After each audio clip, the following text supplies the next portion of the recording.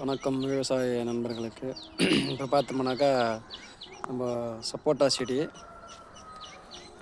செடியில் வந்து இதுக்கு முன்னாடி வந்து துளிரே வைக்காத இருந்தது, அப்படியே இருந்தது. இப்போ பார்த்தோம்னாக்கா எந்த அளவுக்கு துளிர் வச்சு எந்த அளவுக்கு வந்து இருக்குதுன்னு மட்டும் பாருங்கள். பச்சைன்னு எந்த அளவுக்கு இருக்குது. இந்த அளவுக்கு இருக்குதுன்னு காரணம் என்னன்னாக்கா நல்லா கொடுத்த பிறகு தான் சும்மா அருமையாக இலை வந்து பச்சுன்னு சும்மா தெளிவு, நோய் இல்லை, போச்சு இல்லாமல் நல்லா அருமையாக துளிர் எவ்வளோ எந்த அளவுக்கு வச்சுருக்குது மட்டும் பாருங்கள். சப்போட்டா செடியில் இதுக்கு முன்னாடி இந்த அளவுக்கு துளிரெல்லாம் வச்சது கிடையாது. இந்த அளவுக்கு துளிர் நல்லா அருமையாக இருக்குது. இது காரணம் புண்ணாக்கு கரைசல், ஆயில், எண்ணெய் கரைசல் இதெல்லாம் கொடுத்து ரிசல்ட்டு நல்லா இருக்குது. சப்போட்டாவும் சைஸு பாருங்கள் எந்த அளவுக்கு வந்து இருக்குது.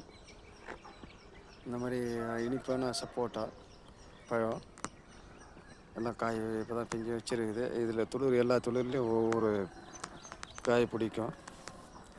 இந்த அளவுக்கு நல்ல ரிசல்ட் இருக்குதுன்னா நம்மளுக்கு அப்பப்போ கொடுத்துக்கினே இருந்தோம்னாக்கா நம்மளுக்கு இந்த அளவுக்கு ரிசல்ட்டு நல்லாயிருக்கும்.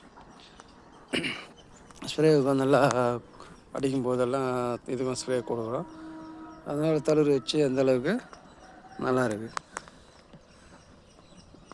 இந்த இருக்கிறதுனாக்கா நம்மளுக்கு வந்து வேர் வழியாக கொடுத்துருக்குறோம் நல்லா. அதுக்கு முன்னாடி கொஞ்சம் கம்மியாக தான் இருந்தது.